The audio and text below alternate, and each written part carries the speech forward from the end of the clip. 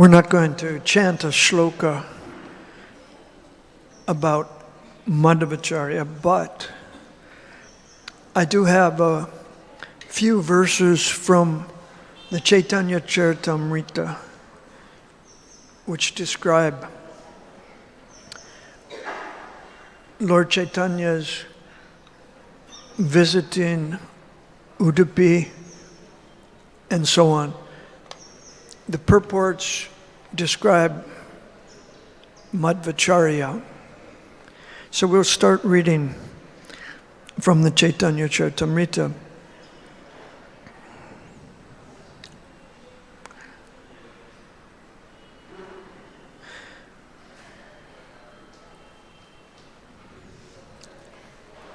At the time of Lord Chaitanya,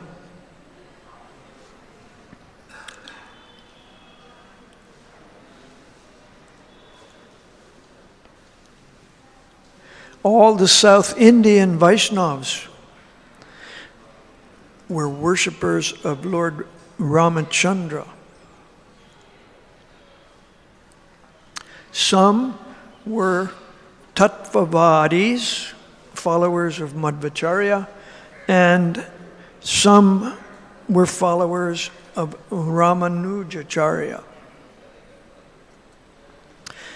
So this verse makes the point that the Madhavacharya Sampradaya and the Ramanuja Sampradaya were mainly worshippers of Lord Ram. And Prabhupada says, but the Sri Vaishnavas, followers of Ramanuja, are supposed to be worshippers of Lord Narayan and Lakshmi Devi, and the Tattvavadis, followers of Ram and of Madhavacharya, are supposed to be worshippers of Sri Krishna in Udupi. So why does the verse say that at the time of Lord Chaitanya, these Vaishnavas were worshipping Lord Ramachandra?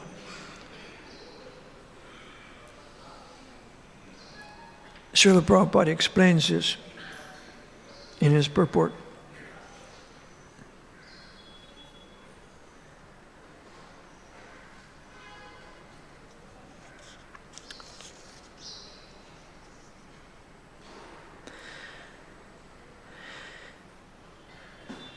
He tells the history, it's a long history, of a certain set of deities of Sitaram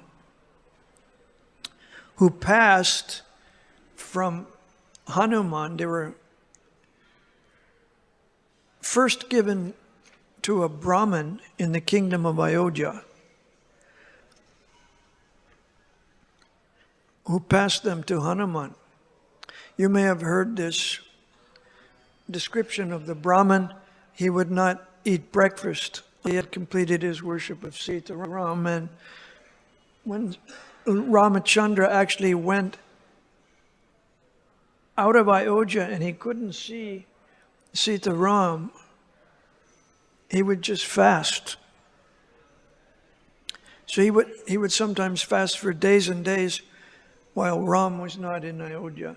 Therefore, when Ram heard about this, he asked Lakshman to give this Brahmin these deities of Sitaram, so that he could worship these deities in his house, and in that way he could complete his worship and still eat breakfast.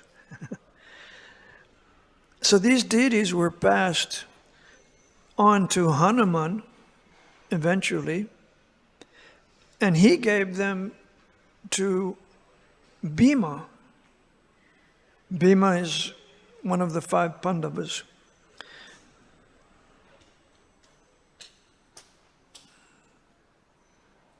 So that means that Hanuman was somehow living on earth even at the time of the Pandavas.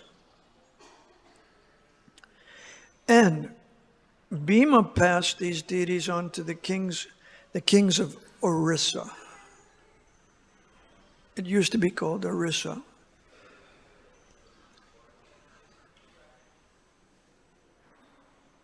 So now here's the connection to Madhvacharya. At one point, an acharya who was in the disciplic succession of Madhvacharya received these deities from a king in Orissa. And he brought these deities to Udupi. It turned out that this was just 3 months before the disappearance day of Madhvacharya. Madhvacharya lived to be about 80, 79, 80 before he passed on. So just 3 months before he passed on, here are the deities of Sitaram brought to him. And he installed them in the Udupi temple. And since then, the deities have been worshipped by the Madhvacharya Sampradaya.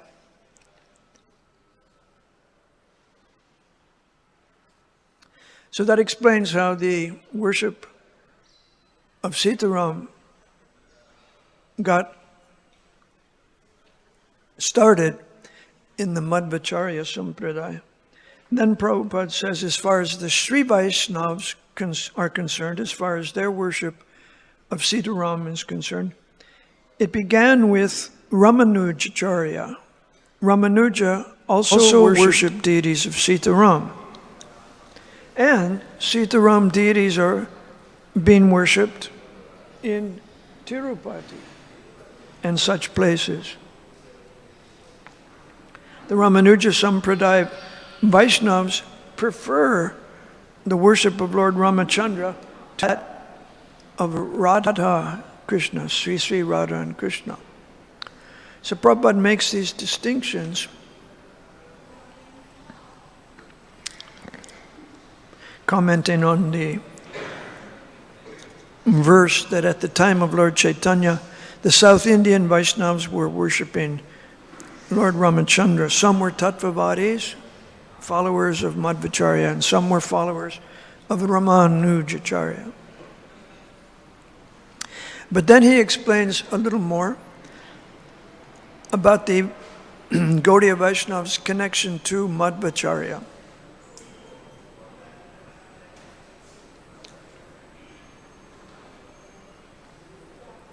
As you probably know, Sri Chaitanya Mahaprabhu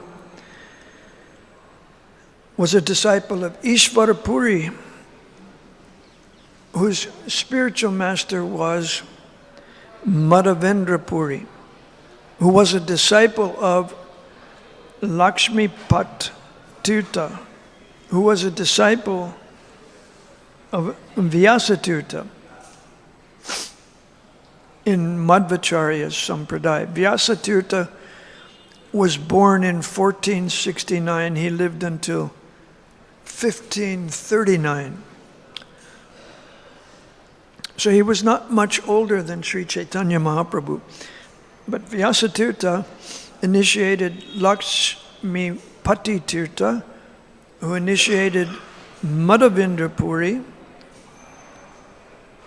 who initiated Ishvara Puri, who initiated Chaitanya Mahaprabhu.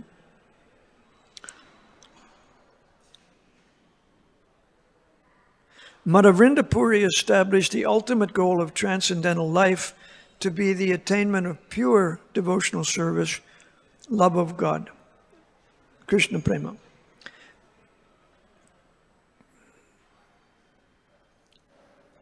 So in this way, the Vaishnavas belonging to the Gaudiya Sampradaya are distinct from the Tattvavadis, although they belong to the Tattvavad Sampradaya. Therefore, Chaitanya's followers are called the Madhva Gaudiya Sampradaya. Sri Madhvacharya named his party the Tattvavadis to distinguish his disciplic succession from the Shankarites, the Mayavadi followers of Shankaracharya. They were impersonal monists. And the Tattvavadis always attacked the followers of Shankara. They attempted to defeat the impersonalism of the Shankarites and establish the supremacy of the personality of Godhead.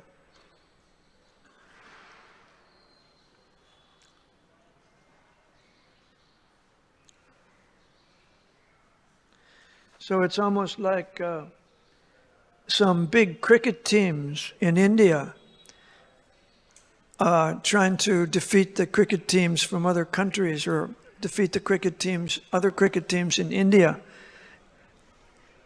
The Madhvacharyas versus the Shankarites.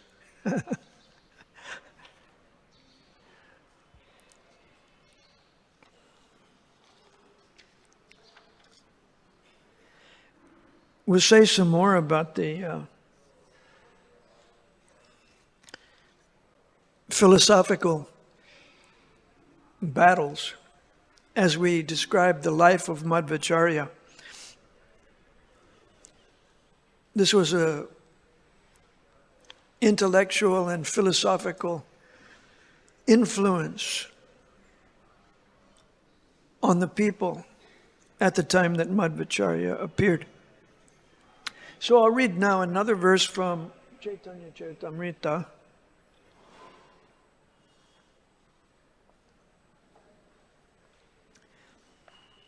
Chaitanya Mahaprabhu next arrived, Chaitanya Mahaprabhu next arrived at Udupi, the place of Madhvacharya where the philosophers known as the tattvavits resided.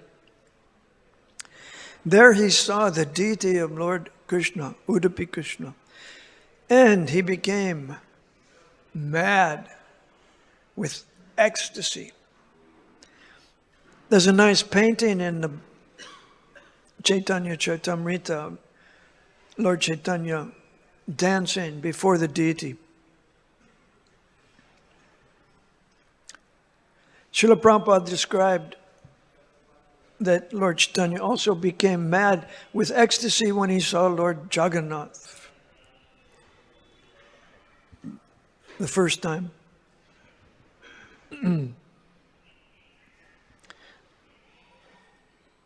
So that means he obtained the desired goal. He was longing to be with Krishna, to have Krishna before him in his vision. He was in this mood of looking for Krishna. Where's Krishna?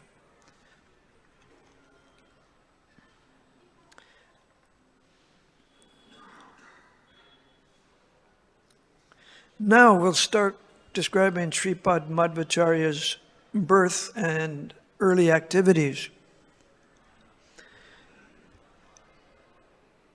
How many devotees have visited Udupi? Please raise your hands. 5, 6, 7, 8, 9, 10, 11, 12, 13, 20, about 20, maybe 30 at the most. I have also gone. Srila Madhvacharya took his birth near Udupi, in a town called Pajaka Kshetra. Lord Parshuram is worshipped there.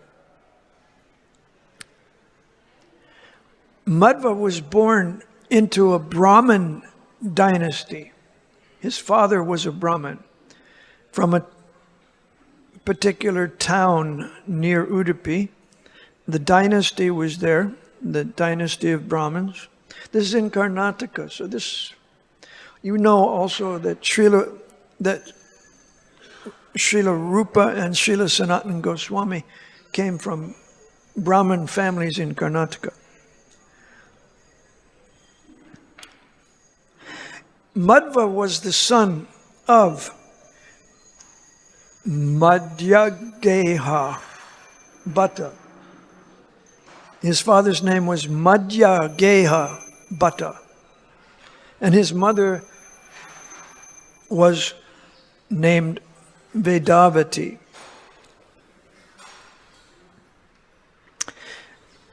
Madhyageha Bhatta was a Brahmin, a practicing Brahmin. So he would worship in the temple of Anantasheshvara in Udupi on a daily basis. He would go from his town, where he lived at this time, Pajaka Kshetra. He would go to Udupi and worship the deity. And he would lecture on the Puranas every day. This was his daily practice. Go to the town of Udupi, to the temple of Ananteshvara, worship the deity, and then speak on the Puranas. He and his wife Vedavati had 2 sons and a daughter, and both sons died. The daughter survived.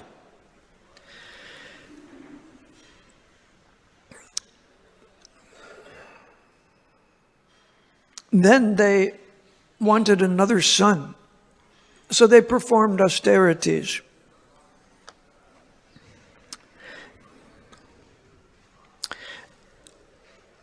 The austerities lasted 12 years. So this is 2025. Are you willing to start doing austerities until 2037? Are you ready to start a 12-year austerity? You're not? Nobody raised his hand. So just imagine this spiritual character of Madhyageya Bhatta and his wife Vedavati. For them, the idea of taking up a 12-year austerity was no problem. They were inspired by the Bhagavatam. The Bhagavatam describes a 12-year vow performed by another couple. That couple was Kashyapa and Aditi. Raj. Aditi wanted a son. She was asking Kashyapa, let's have a son who can defeat the demons. And Kashyapa prescribed a tapasya, a kind of vow that involved just drinking milk.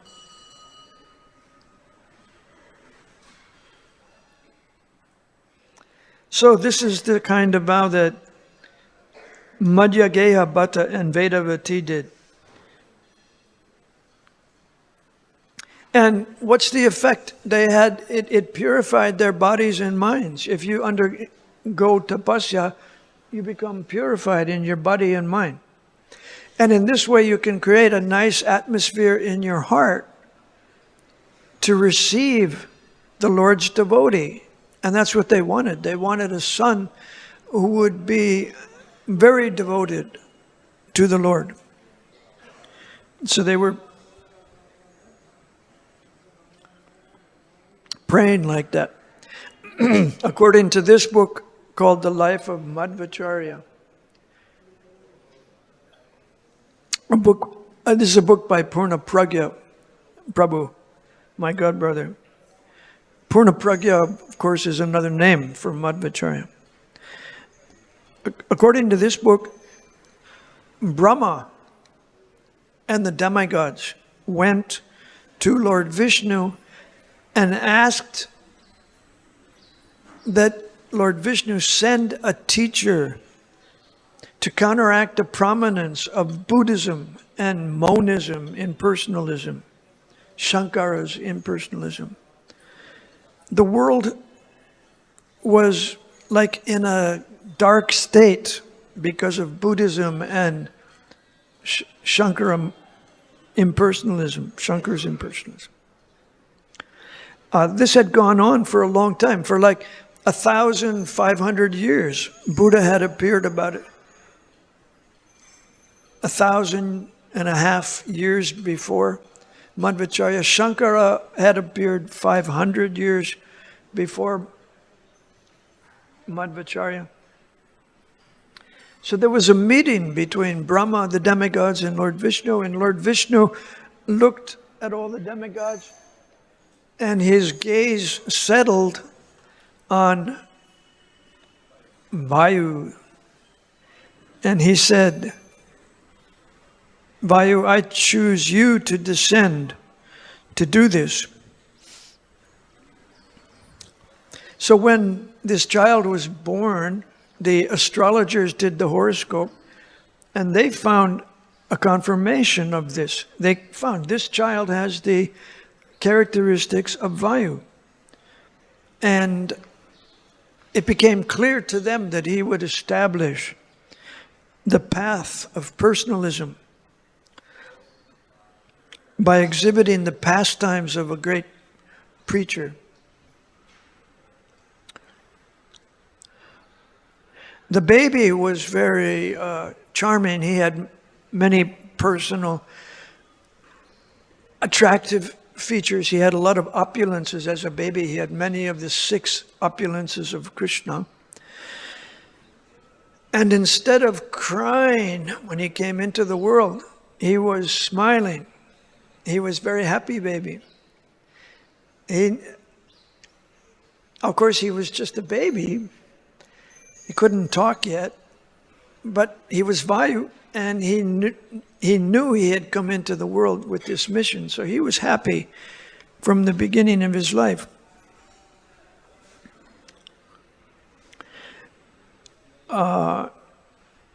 Just to show you the trajectory that he was on, at the age of 5 years old, instead of the age of 8, usually a Brahmin family might initiate a boy at the age of 8. He was initiated at 5 as a Brahmin. His father taught him how to do all the things connected with fiery yagyas and so on. And then, at the age of 12 years old, he accepted sannyas. So I'll read a bit about his schooling. Before he accepted sannyas, between the ages of 5 and 12, he was in school, along with other Brahmin boys.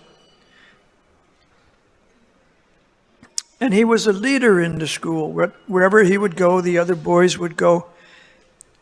And he was the first in standing at the games that they played, in the studies, and everything else. He was an incarnation of Vayu, so who could compare to him? His name was Vasudeva at that time, Vasudeva.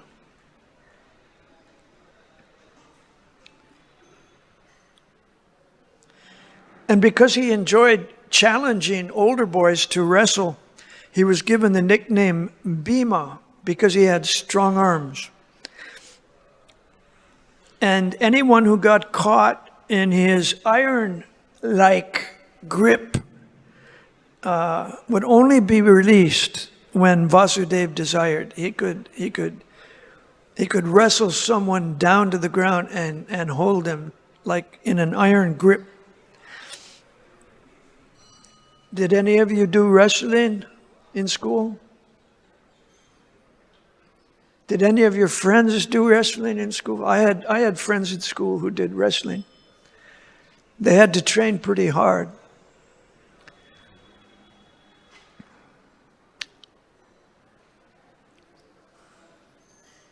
When the boys engaged in water sports and swimming, and when they were defeated by Vasudeva, the other boys would splash him with water, and there would be a very wonderful scene created with all the splashing.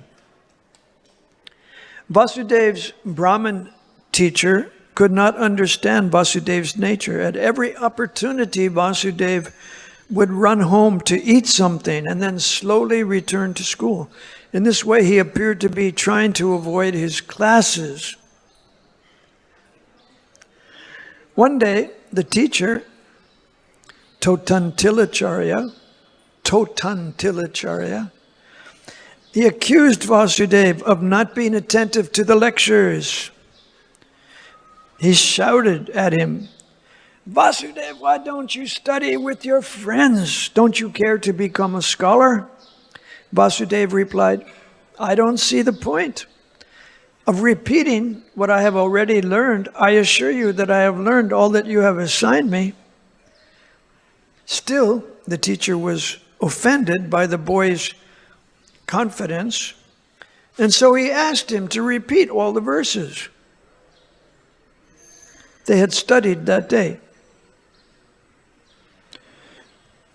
Akash, what did he ask him to do? To repeat all the verses that he studied that day. Vasudeva not only recited all the shlokas perfectly, he chanted many other verses that they had not yet even studied. The teacher was shocked. He wondered, how is this possible? He's not only memorized the verses, he's chanted them perfectly according to the rules, with relation to the meter, and his pronunciation is perfect. Who is this extraordinary child? After many such experiences, Vasudeva was honored with the title Anuman Tirtha for his ability to quote the perfect verse for every situation and explain the purport. What could he do? In every situation, he could do what?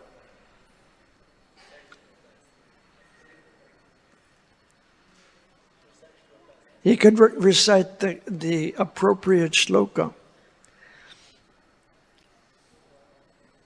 One day, in a forest, the teacher's son, Vasudeva's classmate, got a terrible headache. Vasudeva cured the boy's headache merely by blowing into his ear. He was the wind god. So his breath had some special curative power. And not only did the boy's headache disappear, but the boy was able to see within himself innumerable previous births. Imagine that. Imagine that one day you could see a lot of your previous births. What would you think? So that's quite interesting how his association with Vayu revealed his previous births.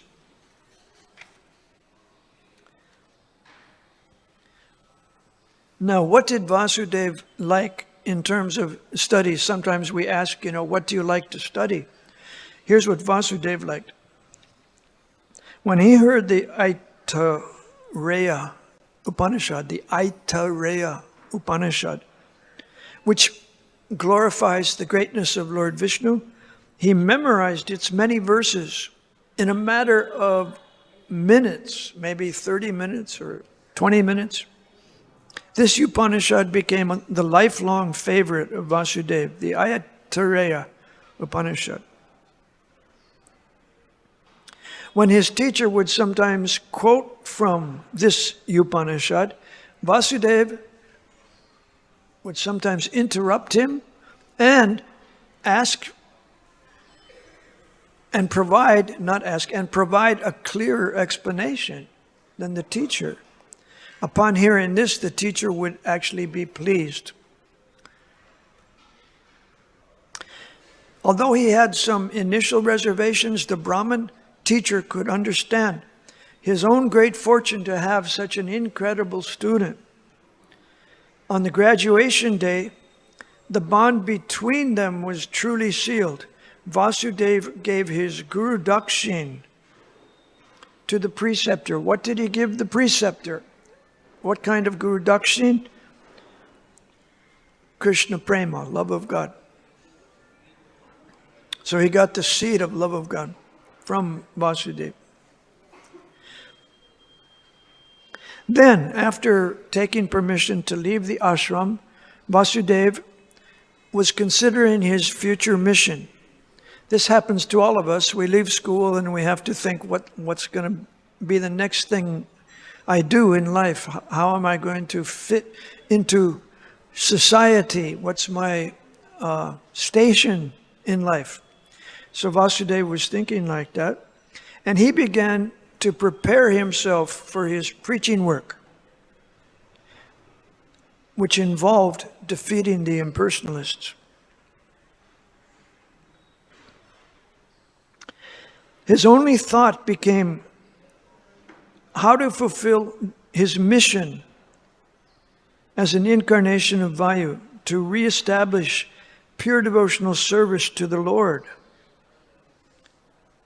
And that's when he got the idea, I should accept sannyas at the age of 12.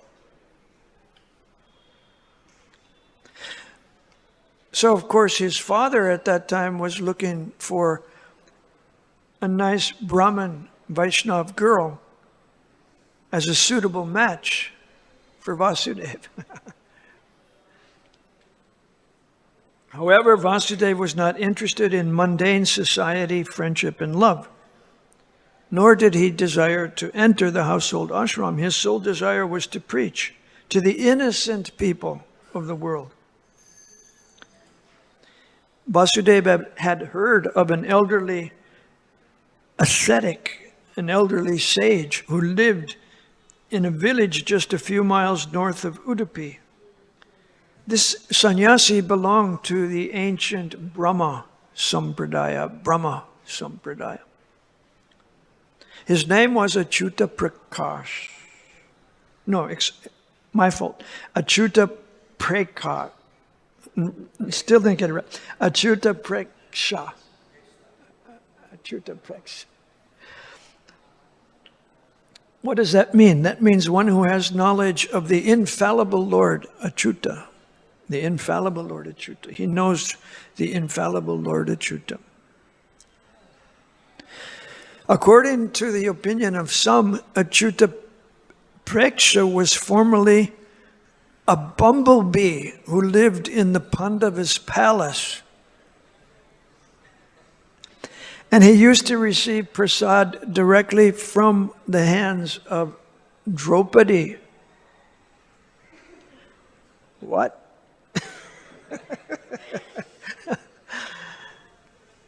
After much consideration, Vasudeva made up his mind to take sannyas from Achyuta Preksha.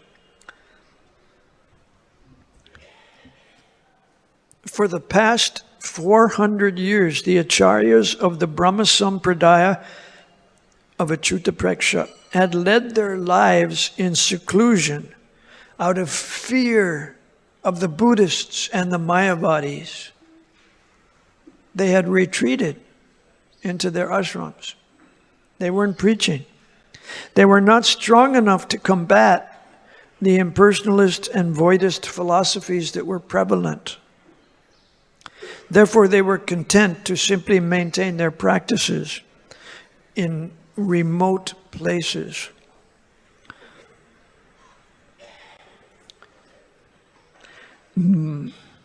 But the spiritual master of Achyuta Preksha had instructed him carefully at the time of his death, on his deathbed. He had instructed Achyuta Preksha, my dear disciple, there's a distinction between the Advaita philosophy, which declares that the individual soul and the Supreme Soul are the same, and the Vaishnava philosophy, which declares that the individual soul is eternally subordinate, eternally the servant of the Supreme Soul. He urged Achyuta Preksha to somehow help bring about a revolution in the minds of the people regarding their understanding of the absolute truth. Achyuta Preksha deeply pondered over his guru's final order. He used to go to the temple and worship Lord Anantaseshwar. He was a gentle and peaceful devotee, but still in his mind he was perplexed how he would execute his guru's order. One day, Lord Ananteshvar entered the body of an ordinary man who approached Achyutapreksha and said to him, "Soon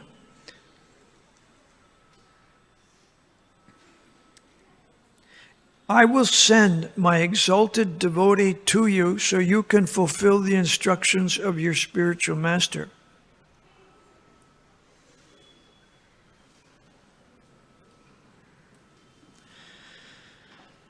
So at that time, Achyutapreksha was staying near the temple in Udupi, and Vasudeva began to visit him every day. He began to think of himself as an aspiring disciple.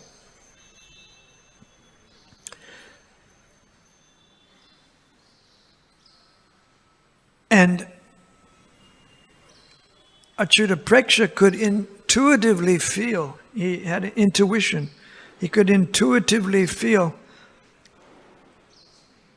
that Vasudeva was the disciple that Lord Ananteshvar's message referred to, that my exalted devotee will soon be sent to you so you can fulfill the instructions of your spiritual master.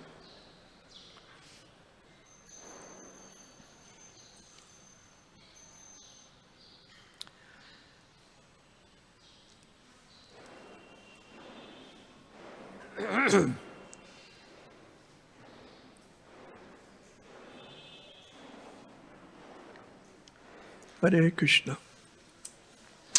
So we'll talk now about the father of Vasudeva again, the father Madhyageya Bhatta. He heard about how his son was spending time with this sannyasi, and he became worried because Vasudeva was the life and soul of his parents. And when his father brought up this subject, Vasudeva came right out and said, I want to take sannyas, so please give me your permission. His father asked him to reconsider. He said, your mother and I are too old. I don't think your mother could bear your separation. Wait until we leave this world. Enjoy household life until then, and then you can take sannyas when you're older. No, Vasudeva said, I have already made up my mind, and the Supreme Lord has also given me signs that He approves.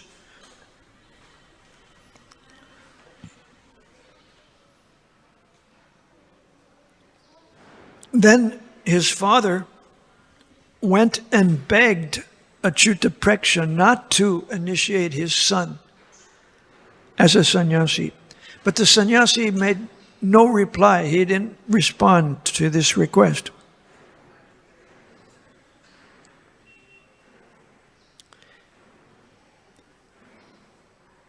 Instead, he took Vasudeva with him, and they crossed a river, and they went about 60 kilometers from Udupi to perform the process of sannyas initiation. So he went ahead, the spiritual master went ahead, even though Vasudeva's father asked him not to.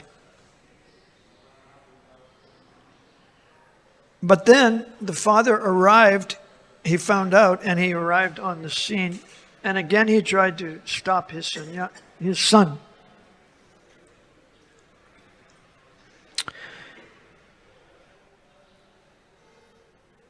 He quoted the Shastra. He said, Manu, the Manu, Smriti, the laws of Manu, say that the highest thing is serving one's parents. 2 of our sons have died, and if you take sannyas, we will have no protector. Vasudeva calmly replied, when a man becomes detached from all desires for sense enjoyment, at that time he should take sannyas. But don't worry, I will not accept sannyas before someone comes to take care of you, my parents. So what did he mean by that? I will not accept sannyas until someone comes to take care of you, my parents. What did he mean by that? Yes. He was predicting that his parents would have another son. The statement indicated that another son would soon be born. And he promised that until both his mother and father gave permission, he would not take sannyas. So he was almost ready to do it, and then the father got him to agree not to do it and to wait until he got permission from his father and mother. So Vasudeva came to his parents' house when his mother became pregnant. She soon after became pregnant. The parents were now somewhat pacified, but still they were like Dasarath. Dasarath couldn't bear the thought of Lord Ram being banished to the forest, So Vasudeva came and said to his mother, listen to this, he's quite strong. If you ever want to see me again, you must now give me your permission to accept the renounced order. If you refuse, I will go to a distant place so that you will never see me again. So this kind of callousness toward family life was praiseworthy. Prabhupada also praised the callousness of Lord Chaitanya, Sri Chaitanya Mahaprabhu ki. He was married to his second wife, and his mother and his wife had no protectors. But Chaitanya Mahaprabhu, for the sake of delivering the fallen souls in Kali Yuga, accepted sannyas.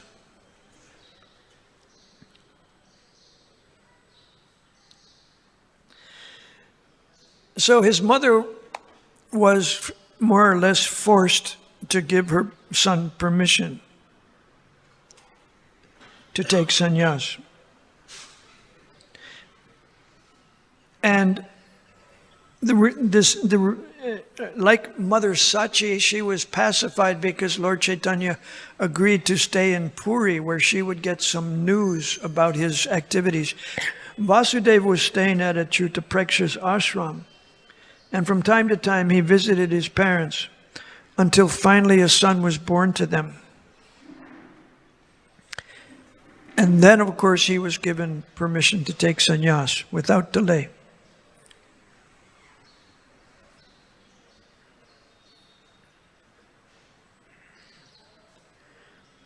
Then he's described as having no ulterior motive. He wasn't doing it because he wanted to feel proud that I'm such a great devotee, I'm such a great renunciant.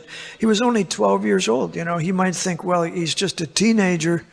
Maybe he's just doing it to show off or something like that. But no.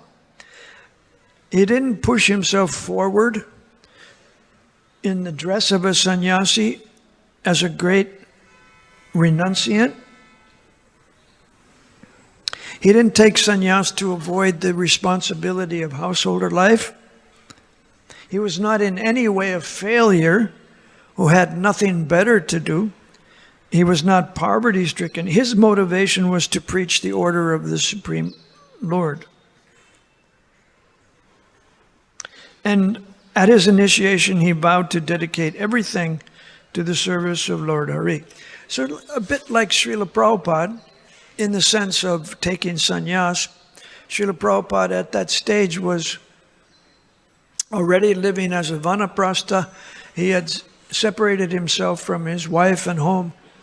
He was beginning to dedicate all his energy to the service of his spiritual master's order, to preach in English.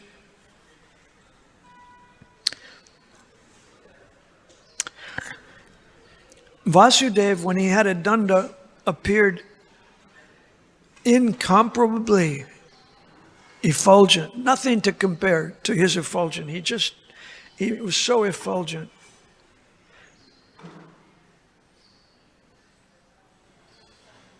He appeared sober and pure-hearted.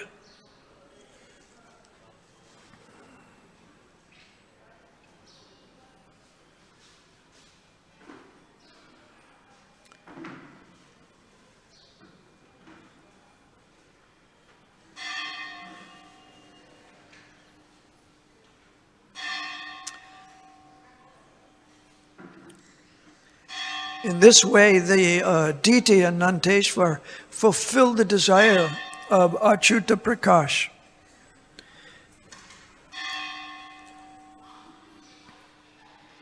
Because Achyuta Prakash also had pure devotion for the Lord. And he wanted to fulfill his guru's order to somehow preach personalism. And he did that through his disciple, Vasudeva.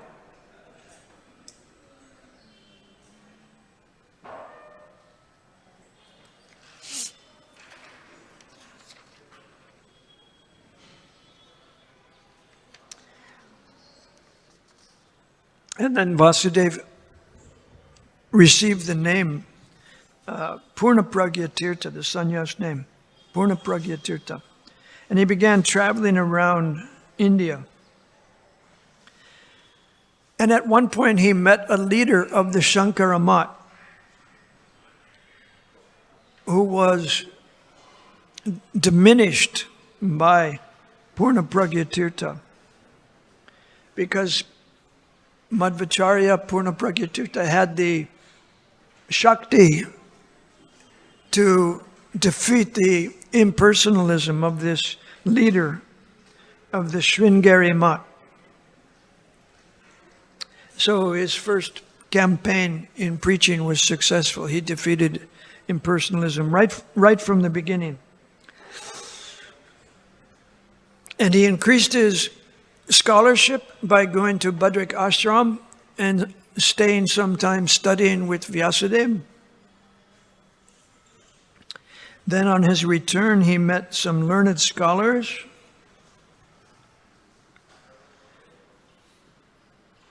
Near the river Godavari, in a town called Ganjama. And those scholars became his followers. Padmanabh Tirtha and Narahari Tirtha. Then he went to Udupi. And this is where he discovered Udupi Krishna. This is where the pastime took place, where a large boat carrying a large chunk of sandalwood was waved to safety. It was in some danger, and Purna Pragya Tirtha waved his sannyas cloth and helped the captain of the boat reach safely. And out of gratitude, he wanted to give him a present, and he agreed to take this gopi Chandan.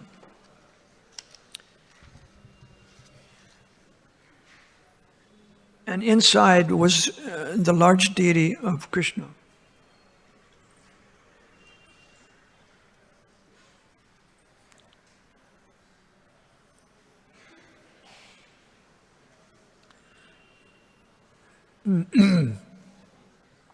Eventually, eight of the Madhvacharya's sannyasis took up the worship of the deity. And it's still going on according to the plan that they had then. The worship would rotate from one sannyasi to another over the course of every 4 years. One of the 8 sannyasis would take the worship up for 4 years. I think it was 4. Now it's only 2 years. Every 2 years it changes. So I had just happened to go to Udupi one year when the change of the sannyasis was taking place. And the ISKCON devotees there took part in the festival. We held a Harinam in the procession. very unusual time of the procession. The procession begins about midnight and it continues until Brahma Muhurta hour. It continues throughout the night. But all the townspeople come and line the streets, even though it's the middle of the night. They just give up sleeping that night when the sannyasi in rotation starts his service of worshiping for the next 2 years. Hare Krishna. Thank you very much. Any comments or questions?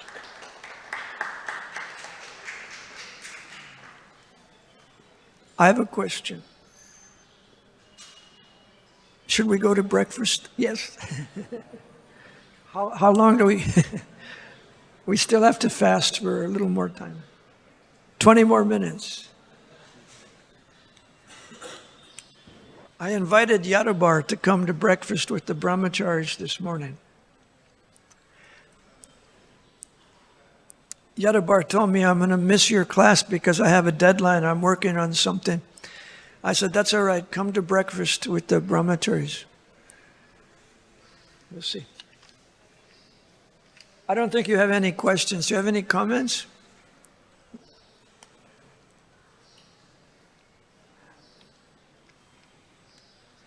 You probably know Madhvacharya better than I do. No, Prabhuji, thank you so much. Very wonderful class and very nectarian. You have very nicely elaborated the pastimes of Madhvacharya.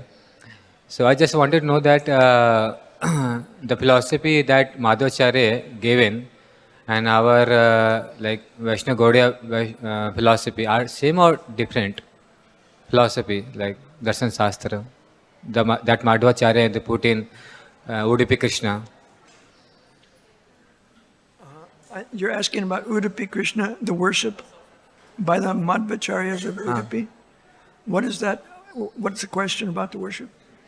That Madhvacharya also gave the philosophy. Okay, we saw that in Udupi they follow. Or like our Vaishnava Gaudiya Sampradaya philosophy, both are the same or like different? Just Was what the same? like Lord Chaitanya Mahaprabhu given Achinta Bheda Bhed Tattva. Lord Chaitanya Mahaprabhu. Mahaprabhu what? Achinta Tattva Bheda Bhed. Achinta Bheda. Achinta Bheda Bhed Tattva. Is that philosophy the same as Madhva's?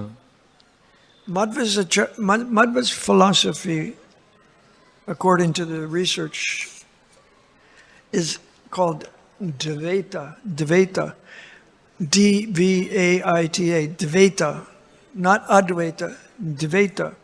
Dualism. He wanted to establish that the soul and the Supreme Soul are not the same. Right?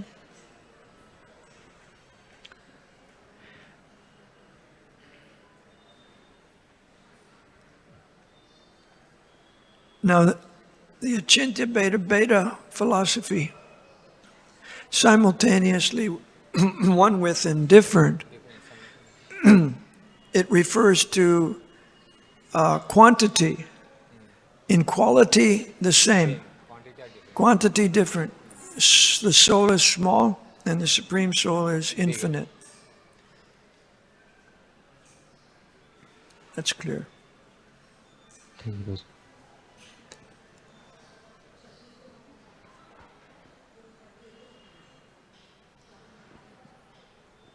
Okay, we'll stop there. Thank you very much. Hare Krishna. All glories to Srila Prabhupada, all glories to Srila Madhvacharya.